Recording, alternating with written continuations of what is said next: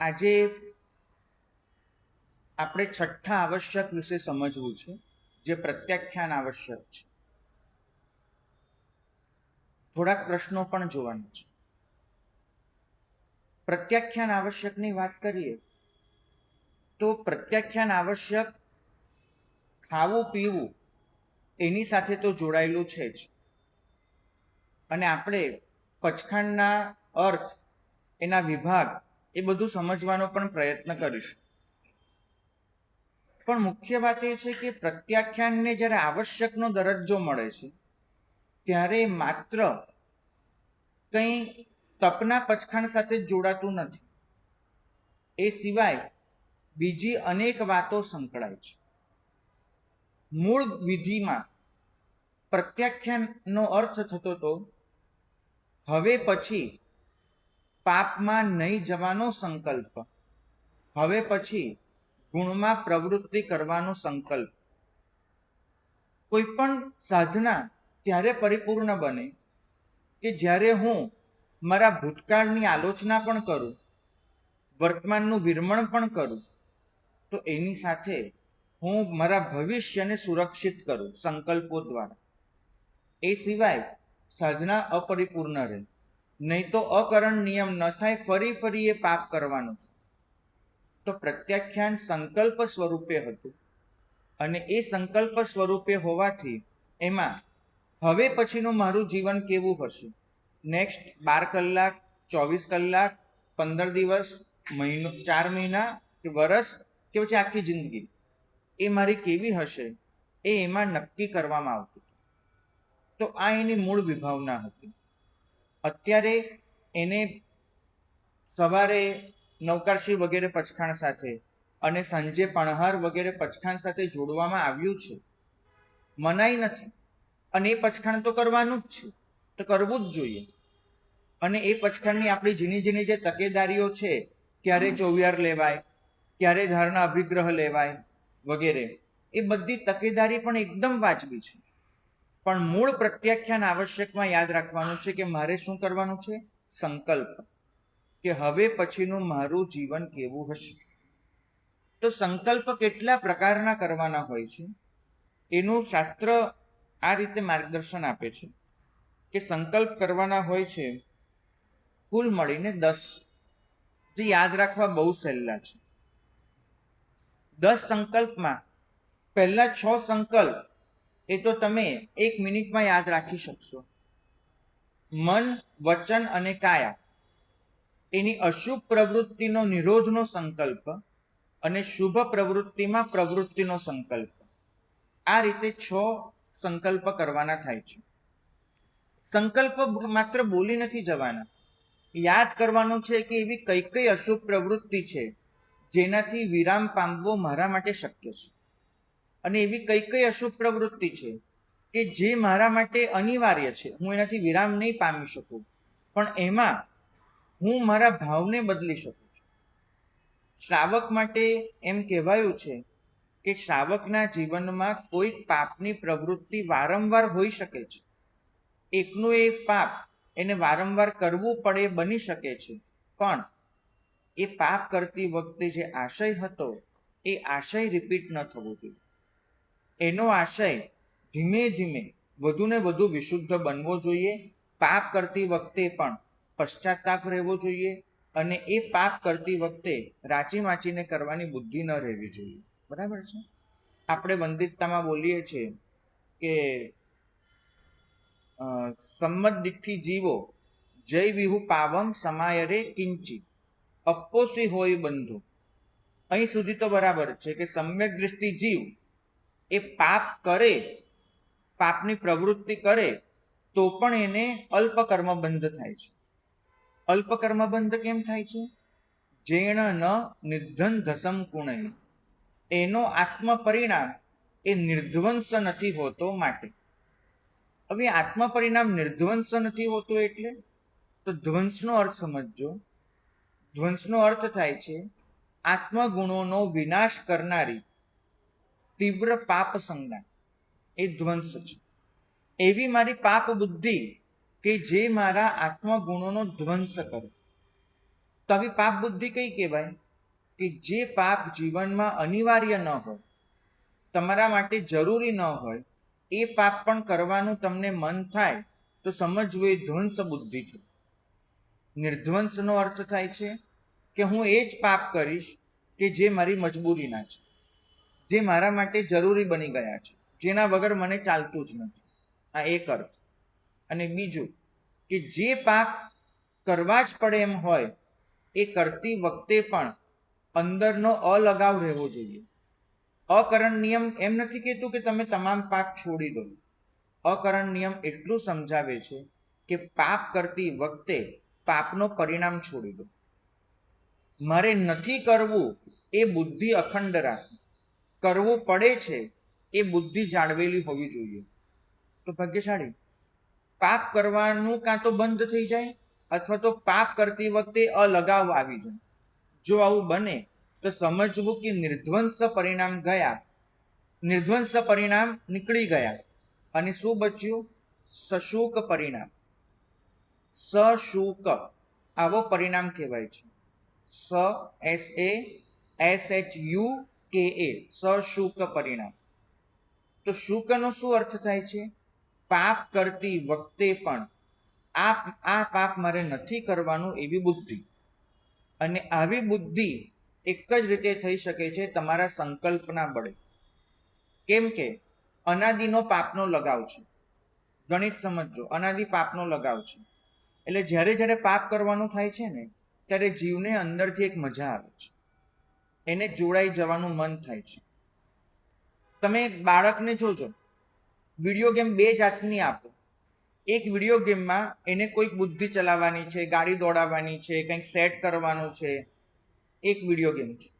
બીજી video game છે જેમાં એને બંદૂક લઈને કોઈને ઉડાડી દેવાના છે, એને કોઈની હિંસા કરવાની છે, બરાબર, કોઈને દબાવી દેવાના છે, કચડી દેવાના છે. કઈ વિડીયો ગેમમાં બાળકનું મન વધારે ખેંચાય છે? બીજામાં. કેમ? સંસ્કાર.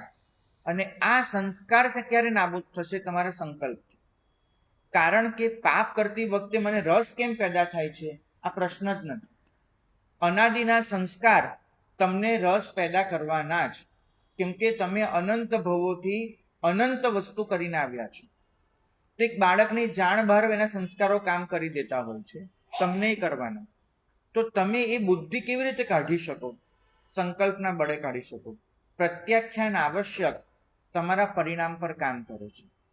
એ તમને પાપ કરતી વખતે પણ એક સ્વસ્થતા આપે છે. એ તમને પાપ કરતી વખતે પણ એક વિચાર આપે છે કે આ પાપ મારે કરવા જેવું ખરેખર છે કે નથી. તો આ એક ગળણી બને છે અને એ સંકલ્પના બળે તમે મુક્ત રહી શકો છો. પ્રત્યાખ્યાન માત્ર બાધા નથી, પ્રત્યાખ્યાન માત્ર પચખાણ નથી, પ્રત્યાખ્યાન માત્ર નિયમ નથી. પ્રત્યાખ્યાન તમે તમારા આત્માને તપાસીને કરેલો દૃઢતાથી સંકલ્પ છે. સંકલ્પમાં ઉમેરાય છે તમારું વીર્ય, સંકલ્પમાં ઉમેરાય છે તમારી ધૃતિ, સંકલ્પમાં ઉમેરાય છે તમારું સંઘયન બળ. ત્રણ વસ્તુ જોવી પડે છે. મારું શરીર કેટલું સશક્ત છે, યથાશક્તિ. મારું મન કેટલું સશક્ત છે, એ ધૃતિ. અને મારો આત્મા કેટલો વીર્યવંત છે, તમારું સત્વ. તો સત્વ, વીર્ય, શક્તિ બધું જોઈને તમે જે સંકલ્પ કરો એ પ્રત્યાખ્યાન આવશ્યક છે. પ્રત્યાખ્યાન આવશ્યક વખતે તમારે ખાસ કહું છું, થોડોક સમય પસાર કરવો જોઈએ અને હવે પછીની મારી જિંદગી કેવી હશે એનો સંકલ્પ કરવો જોઈએ. જો આ ન કરી શક્યા તો તમારી સાધના છે અધૂરી રહેવાની. ફરી ફરી ફરી તમે એ જ સંસ્કારોમાં ઘસડાયા કરવાના. અને હા, બની શકે કે સંકલ્પ તૂટે. તમે જે સંકલ્પ કર્યો તૂટ્યો, તમે બીજો સંકલ્પ કર્યો તૂટ્યો, એનો સંકલ્પ ફરીવાર કર્યો તૂટ્યો, તૂટી શકે છે. પણ દરેક સંકલ્પ તમને અંદરથી એક મજબૂતાઈ આપે છે. જે મજબૂતાઈ ક્યારેક તમને એટલા મજબૂત બનાવે છે કે તમારે હવે મજબૂર બનવું નથી પડતું. તો તમારો આ સંકલ્પ એકદમ તીવ્ર કક્ષાનો હોવો જોઈએ. એની સાથે બીજા 4 સંકલ્પો ઉમેરાય છે. એક, પોતાની ભૂલો સુધારવાનો સંકલ્પ. આ કેમ જરૂરી છે? મનુષ્ય છો, ભૂલ તો કરવાની. પ્રતિક્રમણ દેવગતિમાં હોય છે, પ્રતિક્રમણ નરક ગતિમાં હોય છે, પ્રતિક્રમણ તિર્યંચ ગતિમાં હોઈ શકે છે, પણ પ્રાય હોતું નથી. તિર્યંચ પ્રતિક્રમણ કરી શકે પણ પ્રાય હોતું નથી. એનું પ્રતિક્રમણ મુપત્તિ પલેવા સ્વરૂપે ન હોય, વાંદણા સ્વરૂપે ન હોય, પણ પાપથી પાછા હટવા સ્વરૂપે હોઈ શકે છે. દેવગતિમાં પણ આ સ્વરૂપે હોઈ શકે, નરકમાં પણ હોઈ શકે, તિર્યંચમાં કંઈક વિધિ સ્વરૂપે પણ હોઈ શકે છે. પણ મુખ્ય પ્રતિક્રમણ તો માત્ર ને માત્ર મનુષ્ય ગતિમાં જ શક્ય છે. અને એટલા માટે શક્ય છે કેમ કે મનુષ્ય પોતાની ભૂલોને સમજી શકે છે. જ્ઞાની ભગવંતોને તમારી એક તાકાત પર ભરોસો છે, અને એ છે પોતાની ભૂલો સમજી શકવાની તાકાત. દેવગતિમાં તાકાત નથી, કેમ કે દેવ સાધનો વચ્ચે એટલો મૂંઝાયેલો છે કે એને પોતાના ભૂતકાળને જોવાનો ટાઈમ જ નથી. એ ખોવાઈ જાય છે, ભૂલી જાય છે. એક નાટકમાં 6 મહિના વીતી જાય છે, એને ભાન જ નથી રહેતું. કાળની ગણતરી નથી. આપણને તો શું છે, રાત્રે સુવાનું છે એટલે આખો દિવસ તાદરીશ થાય. ત્યાં તો સવારે ઉઠ્યા ગઈકાલની રાત યાદ આવે. જ્યાં કાળની ગણતરી જ નથી ત્યાં આગળ તો દેવ શું કરવાનો? ભૂતકાળ તપાસી નથી શકતો. નરકનો જીવ તો બિચારો એટલો ફફડી રહ્યો છે, એટલો ફફડે છે કે એને તો પોતાનો ભૂતકાળ તપાસવાની કોઈ સંજ્ઞા થવી શક્ય નથી. એને તો એક જ કામ છે, બચવું, બચવું, બચવું. તો દેવ મૂંઝાયેલો છે, નરકનો જીવ ડરેલો છે, અને તિર્યંચનો જીવ એ તો બિચારો એટલો મૂઢ છે, એને તો 3 વસ્તુ જ સમજાય છે: ખાવું, ઊંઘવું અને પોતાની સત્તા સમજવી કે મારી સત્તા કેટલી છે. 3 વસ્તુમાં જ એની જિંદગી પૂરી, મૂઢતામાં. તો ભૂતકાળમાંથી બોધપાઠ લેવો અને એના આધારે ભવિષ્યનું ઘડતર કરવું એ માત્ર મનુષ્ય ભવમાં શક્ય. તો તમારી આ તાકાતને કામે લગાડવાની છે પ્રત્યાખ્યાનમાં, કે હું કઈ ભૂલો રિપીટ નહીં કરું.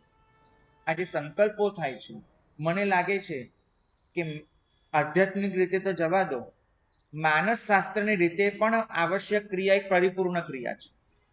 તમે ભૂતકાળને યાદ કરો છો, યાદ કરીને તમારી ભૂલોને તપાસો છો, અને એ ભૂલો ફરીવાર નહીં કરવાનો સંકલ્પ કરો છો. 8મો સંકલ્પ આવે છે જિંદગીને એક નવો આયામ, નવો અર્થ આપવાનો સંકલ્પ.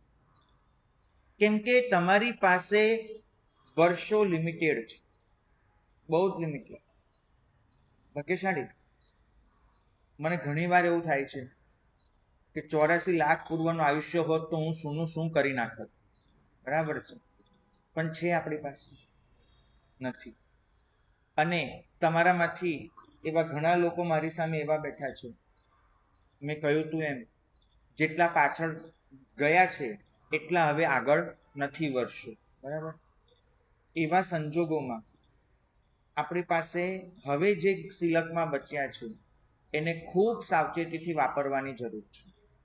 તો તમે જિંદગીને કયો અર્થ આપશો? એક દાખલો પ્રત્યાખ્યાન સંકલ્પ વખતે મગજમાં બેસાડી દેજો. તમે જ્યારે કર્મ નિર્જરા કેટલી એ નક્કી કરવા બેસો છો ને, ત્યારે તમે 2 સંખ્યા મૂકો છો. એક, કેટલો કયા પ્રકારનો ધર્મ કર્યો, કયા પ્રકારનો ધર્મ કેટલો કર્યો એ તમે એક સંખ્યા મૂકો છો. બરાબર. જેમ કે મેં તપ ધર્મમાં આટલી આરાધના કરી, મેં ચારિત્રમાં આટલી આરાધના કરી. તો તમે પહેલી સંખ્યા કઈ મૂકો છો? મેં કયો ધર્મ કેટલો કર્યો. બીજી સંખ્યા મૂકો છો કયા ભાવથી કર્યો, કઈ રીતે કર્યો. બરાબર. તો હવે તમે એક ગણતરીનો જવાબ લાવો છો 2 સંખ્યા મૂકીને. નંબર 1, મેં કયો ધર્મ કેટલો કર્યો, અને 2, કઈ રીતે કયા ભાવથી કર્યો. એકને તમે કહો છો વ્યવહાર નહીં, એકને કહો છો નિશ્ચય નહીં. એકને કહો છો દ્રવ્ય ક્રિયા, એકને કહો છો ભાવ ક્રિયા. એકને કહો છો બાહ્ય, એકને કહો છો અભ્યંતર. બરાબર. અને આનાથી તમને જે જવાબ આવે છે એને તમે કર્મ નિર્જરા ગણો છો. તો તમારા મતે 2 જ સંખ્યા છે કર્મ નિર્જરામાં.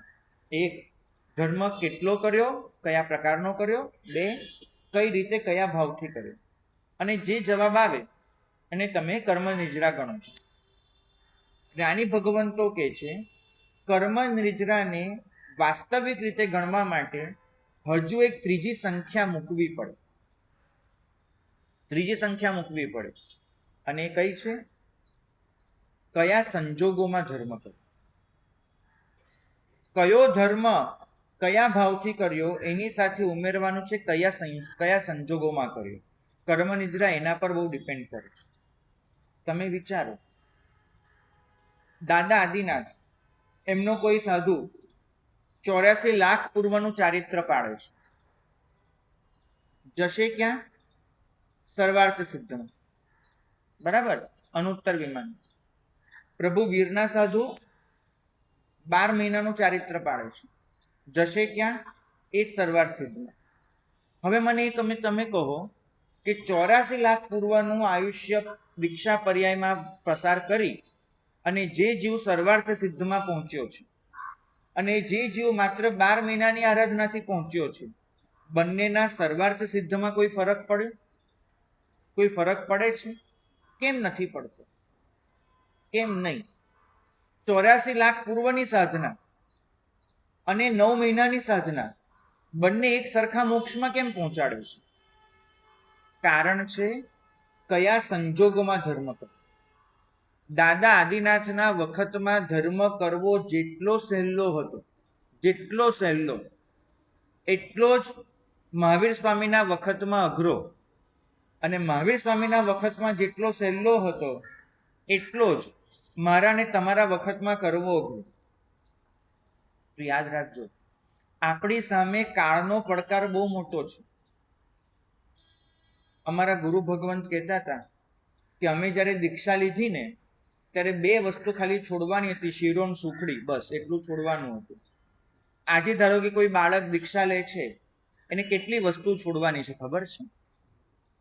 કેટલી વસ્તુ?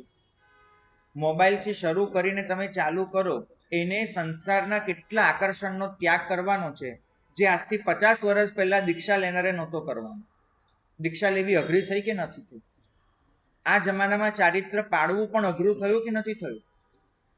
તમે જુઓ, આજથી 100 વર્ષ પહેલા કોઈ મનુષ્ય દીક્ષા લેવા માંગતો હતો તો ગૃહસ્થ જીવન અને શ્રમણ જીવન એની વચ્ચે બહુ મોટો ગેપ નહોતો. ગૃહસ્થ શ્રમણ જીવનમાં દાખલ થાય ત્યારે બહુ મોટો ગેપ નહોતો, જે ગેપ આજે તો આટલો મોટો થઈ ગયો છે. તો શ્રમણ જીવન આજે નબળું ચોક્કસ પડ્યું છે, નિર્જરા એટલી જ થાય છે. કારણ કયું? વિપરીત સંજોગોમાં પાલન છે. તમે એમ નહીં માનતા કે ચોથા આરાના શ્રાવક કરતા તમારી નિર્જરા ઓછી છે.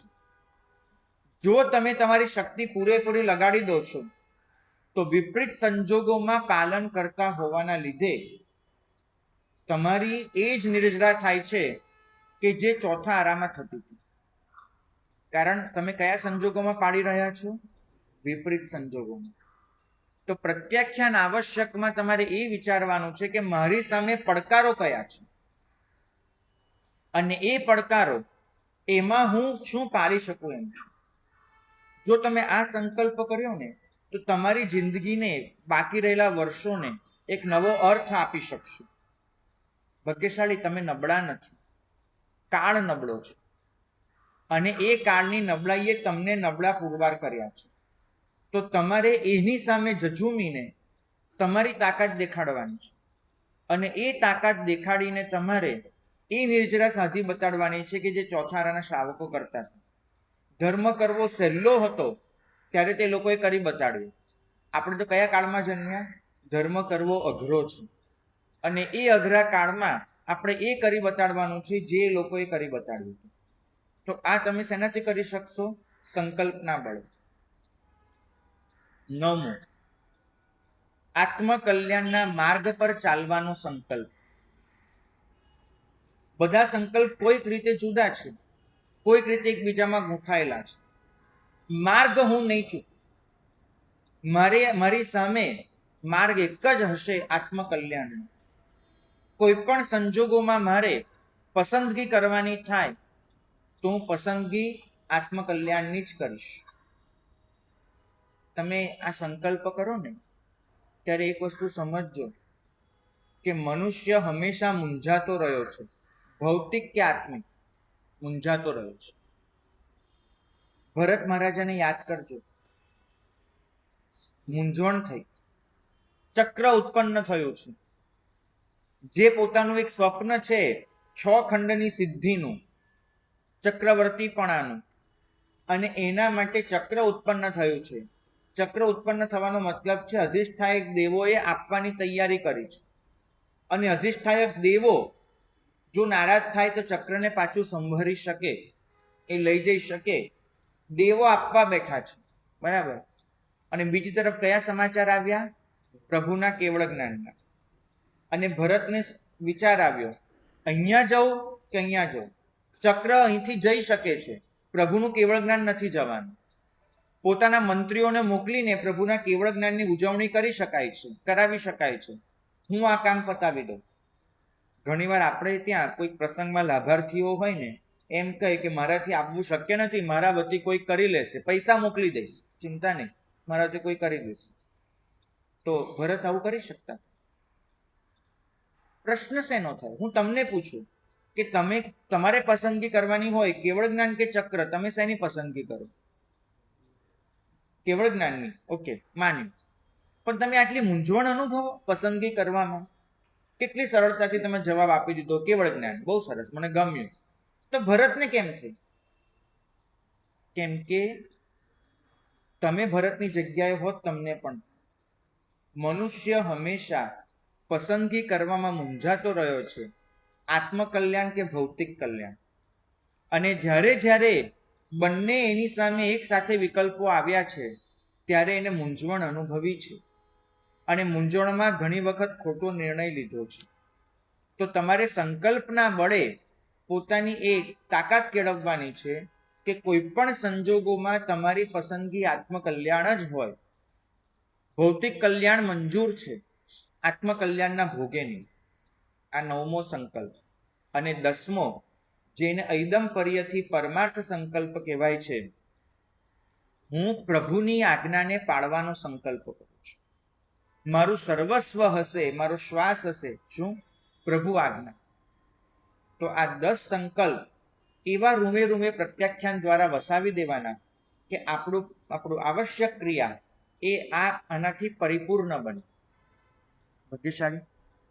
ક્ષણાવશ્યક કઈ ભાવધારા સાથે જોડાયા છે એ તમને સમજાવ્યું, બરાબર. આપણે જ્યારે ગુરુ ભગવંત આગળ કોઈ નાનકડો પણ સંકલ્પ કરીએ ને, ત્યારે સમજવું એ પ્રત્યાખ્યાન આવશ્યક જ હોય છે. કારણ કે આપણે એ માટે કહેતા હોય છે સાહેબ પચખાણ આપો, સાહેબ નિયમ આપો. તે પ્રત્યાખ્યાન આવશ્યક જ હોય છે, તમારી હવે પછીની જિંદગી માટેનો સંકલ્પ. આલોચના, પ્રતિક્રમણ, કાયોત્સર્ગ એ બધું ભૂતકાળ સાથે જોડાય છે. કાયોત્સર્ગ કંઈક અંશે વર્તમાન સાથે જોડાય છે, જ્યારે પ્રત્યાખ્યાન ભવિષ્યને સંકલ્પમાં લે છે. ક્ષણાવશ્યકમાં તમને 3 તબક્કા સ્પષ્ટ દેખાશે. સાવધ્ય યોગની વિરતિ એ ભૂતપૂર્વ ભૂમિકા છે, તૈયારી છે. ચતુર્વિંશતિ સ્તવ અને વંદન આવશ્યક એ ભક્તિ બહુમાન એની અભિવ્યક્તિ છે, આદર્શની સ્થાપના છે. જ્યારે પ્રતિક્રમણ, કાયોત્સર્ગ અને પ્રત્યાખ્યાન એ વાસ્તવિક સાધનાનો ભાગ છે.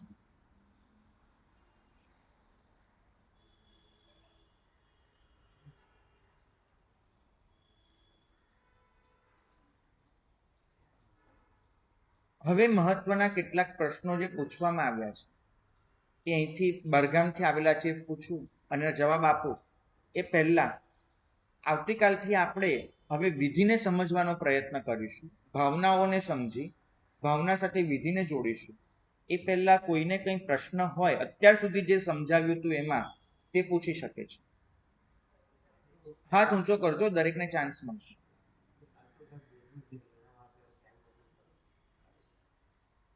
પ્રશ્ન હોય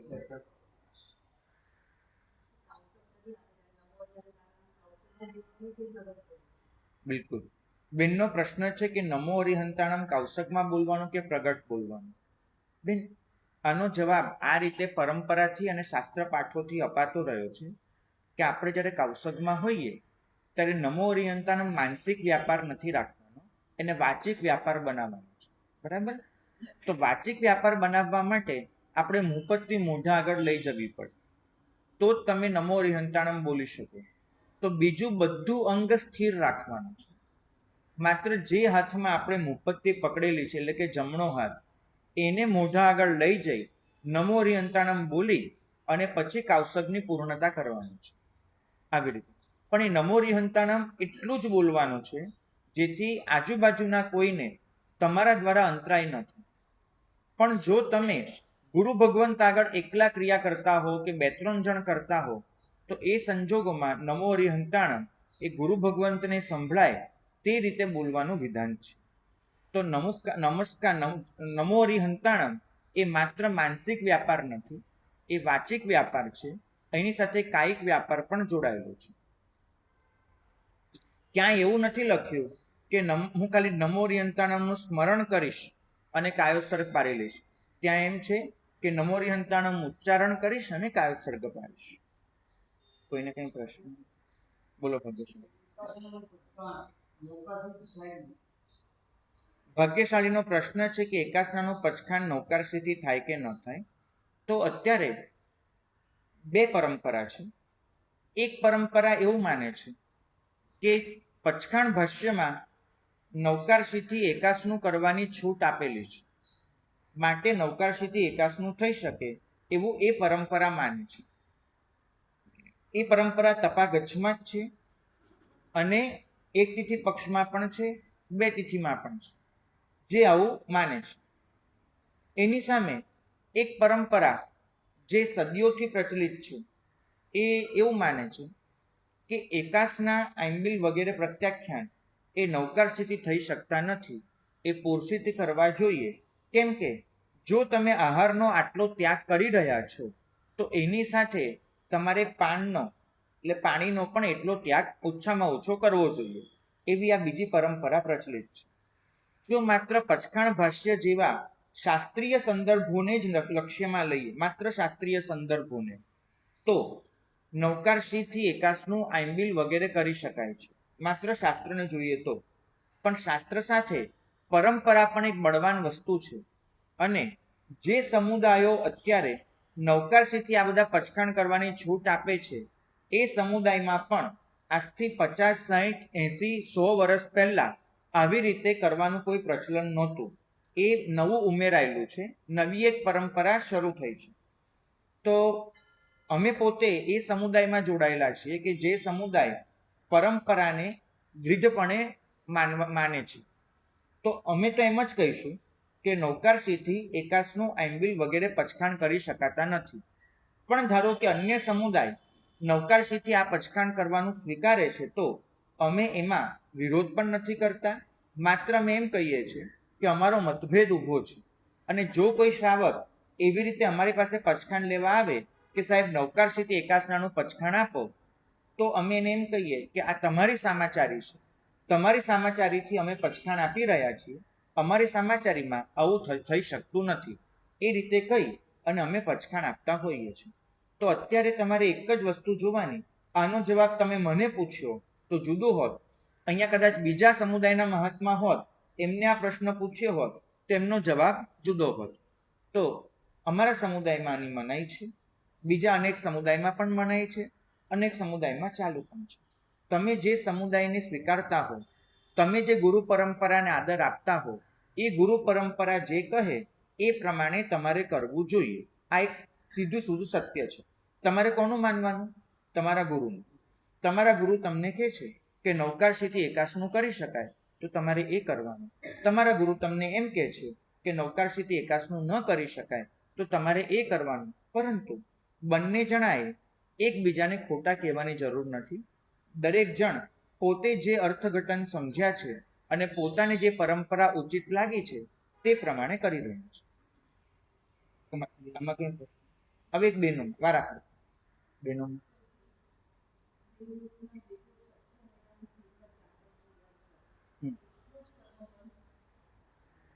બેનનો પ્રશ્ન છે કે દેવલોકના દેવ એ 6 મહિના સુધી એક જ ભોગ સુખમાં રમમાંડ હોય, નાટક વગેરે જોવામાં તેમને કર્મબંધ એટલો જ થાય?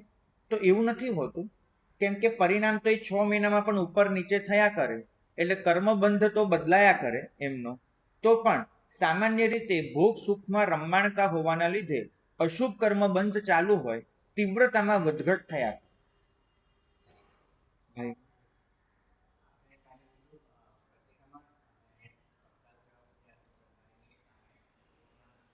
હમ હમ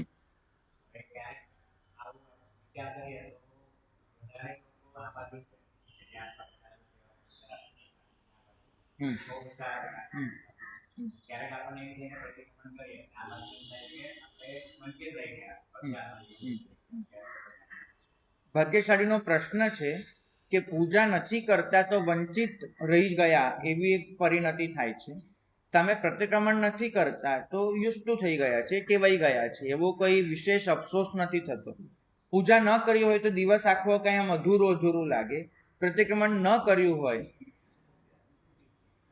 ચાલે, એમ નહીં કહું કે મધુરું મધુરું લાગે, પણ એમ અધૂરું તો નથી જ લાગતું. તો આનું કારણ એ છે કે બે વસ્તુ હું ક્લિયર કરું. પહેલું કે પૂજા કરવી જ જોઈએ એવું અમે 100% કહીશું કે તમે પૂજા કરો છો, પણ પ્રતિક્રમણના ભોગે નહીં. જો તમારી પાસે બંને ધર્મ કરવા જેટલો સમય છે તો તમારે બંને ધર્મ કરવાના જ છે. તમે પ્રતિક્રમણ કરી લીધું એટલે પૂજા અંદર આવી ગઈ એવું નથી સમજવાનું. જો તમે બે કરી શકો છો તો બંને કરો. પ્રશ્ન તો આવે છે કે એક કરી શકતા હો તો કયું? તો પછી તમારે પ્રતિક્રમણ પર જ પસંદગી ઉતારવી જોઈએ, કેમ કે આત્મશુદ્ધિની પ્રક્રિયા છે. હવે પ્રશ્ન એ આવ્યો કે દુનિયા આખી તો પૂજા કરવા જ જતી હોય અને આપણે નાનપણથી એને જ વધારે ધર્મ તરીકે આરાધ્યો હોય, તો પછી મનમાં એક ડખો રહ્યા કરે છે. તો એ ડખો એ તમારી અજ્ઞાનતાનું પરિણામ છે. હું ફરીથી કહીશ, પૂજા નહીં કરીને તમે કંઈક ગુમાવો જ છો અને એનો અફસોસ રહેવો જ જોઈએ કે મેં આજે પૂજા નહીં કરી. પણ એનાથી વધારે અફસોસ પ્રતિક્રમણ ન કરવાનો થવો જોઈએ જો તમે એનું મહત્વ સમજો તો. એ સંજોગોમાં તમારે પ્રતિક્રમણના મહત્વને વધુ સમજવાનો પ્રયત્ન કરવો જોઈએ. હા, જેમાં વધારે ભાવ આવે એ ધર્મ કરવાનો એવું બેને કહ્યું. અમને મતલબ એનો અર્થ એવો થશે કે અમને પૂજામાં વધારે ભાવ આવે છે માટે ધર્મ કરીએ છીએ. તો ભાવ કેવું છે? ભાવ કેમ આવે છે? કેમ કે મેં ત્રણેક કારણ તપાસ્યા છે. એક કે તમારા મમ્મી પપ્પા તમે નાના હતા ત્યારે તમને તમારા દોષોની શુદ્ધિ તરફ લક્ષ્ય કરાવવાને બદલે પૂજા તરફ જ પહેલેથી તમારા માનસમાં ધર્મ નાખ્યો. બરાબર છે? આજે 3 વર્ષના બાળકને તમે 1 મિનિટ માટે તો બેસાડી શકો સમજાવીને કે બેટા ચલ આપણે આજ આખા દિવસમાં જે કર્યું ને એ આપણે યાદ કરીએ અને એની માફી માંગીએ. તમે 3 વર્ષના બાળક પાસે આટલું તો કરાવી જ શકો. ભલે 1 મિનિટ બેસે, એક પોતાનું જે પણ યાદ કરે, પણ આપણે એ નહીં કરાવીએ. પણ એ 3 વર્ષના બાળકને આપણે પૂજા કરવા ચોક્કસ લઈ જઈશું. તો પહેલા તો મા બાપે આત્મશુદ્ધિ પર ભાર નથી મૂક્યો અને પૂજા પર ભાર મૂક્યો છે. એટલે આપણા જન્મજાત સંસ્કાર શેના થયા? પૂજાના. અને પ્રતિક્રમણના આત્મશુદ્ધિના એ સંસ્કાર જ ન પડ્યા. તમે તમારા જ ઘરમાં તપાસો, તમે બાળકને બેસાડી એના દોષ શુદ્ધિ, એનું આત્મવિશ્લેષણ કરાવવા માટે એને પ્રેરિત કરતા હો એવું ક્યારે બને? બહુ જ ઓછું. મમ્મી મેં એવા જોયા છે કે એવું કહેતા હોય બેટા પૂજા નહીં કરે ને તો ખાવાનું નહીં મળે, તો પૂજા નહીં કરે તો તારી સાથે આખો દિવસ બોલીશ નહીં, આવું બધું કરે. કોઈ મમ્મી એવું ભાગ્યે જ કહેતા હશે કે બેટા 7 લાખ યાદ નહીં કરે અને આજના દિવસની માફી નહીં માંગે ને તો નહીં થાય.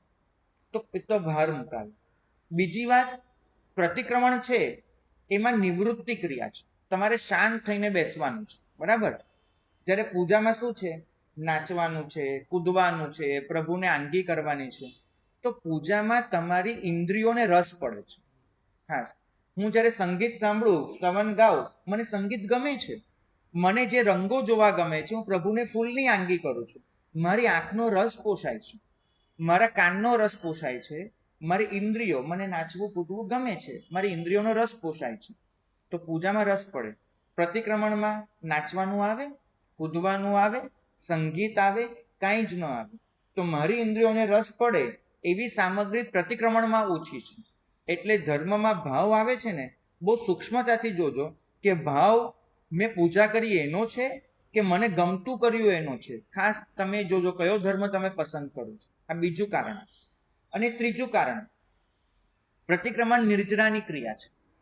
પૂજા ઘણે અંશે પુણ્યબંધની ક્રિયા છે. મુખ્યતા બંનેમાં આ રીતની છે. અને મનુષ્યને પુણ્યબંધ હંમેશા નિર્જરા કરતા વધારે ગમે છે. પૂજાની કથાઓ જોશો ને તો પૂજાની કથાઓમાં પણ કેવી કથાઓ આવે, એને આટલા ફૂલ મૂક્યા, સામે આટલું મળ્યું. તો મનુષ્ય તો પહેલેથી સોદાબાજી જ શીખ્યો છે કે આટલું આપ્યું, આટલું લીધું. જ્યારે પ્રતિક્રમણમાં તમને કોઈ આજ સુધી મને એવી પ્રતિક્રમણની કથા નથી દેખાઈ કે પ્રતિક્રમણ કર્યું તો એને 9 રાજ્ય મળી ગયા, આમ થઈ ગયું. 18 કોડીના ફૂલડા 18 રાજ્ય, પણ પ્રતિક્રમણની 18 મિનિટના 18 રાજ્ય ક્યાંય નથી લખ્યા. એટલે કથાઓ પણ એ પ્રકારની કે જે તમને લાભ દેખાડે ભૌતિક. જ્યારે પ્રતિક્રમણની એવી કોઈ કથા નથી આવતી, એક પણ કથા. મારા સાહેબને પૂછો, મારા સાહેબ કોઈ કથા આવે પ્રતિક્રમણની જેમાં ભૌતિક લાભ દેખાડ્યો? નથી દેખાડ્યો. એટલે કેવું થાય કે પેલામાં વધારે રસ પડે, કારણ કે તમારી ભૌતિકતા પોસાઈ રહી છે. આ 3 કારણથી તમને જે ભાવ આવે છે ને, એ ભાવ એ વાસ્તવિક રીતે તપાસો ભૌતિક આકર્ષણના. મને તો ઘણીવાર ડાઉટ પડે છે, સાચું ખોટું તો ઉપરવાળો જાણે, પણ ભૌતિક આકર્ષણના છે. જ્યારે પ્રતિક્રમણ આધ્યાત્મિક ક્રિયા છે. તો તમારે ભાવ પેદા કરવા પડશે કે જેનાથી તમે આત્મશુદ્ધિ કરો. હું તો ખાસ કહું છું, નાનપણથી શરૂ કરાવો. 5 મિનિટ તો એવી કાઢો ને કાઢો. હું એક ઉદાહરણ, જેને મારી વિચારધારા બદલી, એ ઉદાહરણ આપીશ. આપણી આ પ્રશ્નોત્તરી ચાલુ રહેશે. ઉદાહરણ આપ, મારા ગુરુ ભગવંતના હાથે એલડીમાં પ્રતિષ્ઠા હતી, લાલભાઈ દલપતભાઈ વિદ્યા મંદિર. અને પ્રતિષ્ઠા કરાવનાર પરિવાર, કેમ કે પ્રિમાઇસીસ આણંદજી કલ્યાણજી પરિવારની છે, જે અત્યારે કસ્તુરભાઈનું ફેમિલી છે, એ સંવેગભાઈને એમનું ફેમિલી. તો એમને પોતે સ્વદ્રવ્યથી બનાવેલું જિનાલય, બરાબર, આણંદજી કલ્યાણજી પેઢીના પ્રમુખ. અને એની પ્રતિષ્ઠા ગુરુ ભગવંતના હાથે હતી. અમે ગયા. અમે એક વસ્તુ ખાસ નોટિસ કરી કે પરિવારના જે સંતાનો હતા, 18થી લઈ અને 30-35 વર્ષની ઉંમર સુધીના, એ બધા સંતાનોમાં પૈસાને લીધે એ લોકોને હોય તો હોય સારી ગાડીઓ, સારા કપડાં, એ બધું તો હોવાનું છે, કેમ કે કરોડોપતિ લોકો છે. પણ એક વસ્તુ દેખાય, આભિજાત્ય, કુલીનતા. અને એની સાથે નાની નાની વસ્તુ, એની દરકાર બહુ સારી લાગે. જેમ કે એ લોકો વિધિ કરવા બેસવાનું હતું એમને પ્રતિષ્ઠાની, તો સજોડે બેસવાનું હતું, કરવાનું હતું. તો કોઈ પણ વસ્તુ છે ને એ સમજવા આવે કે મારા અમે એમને નહીં કરીએ, તમે અમને સમજાવો કે આ કેમ કરવાનું છે, અને સમજણથી અમે કરીશું.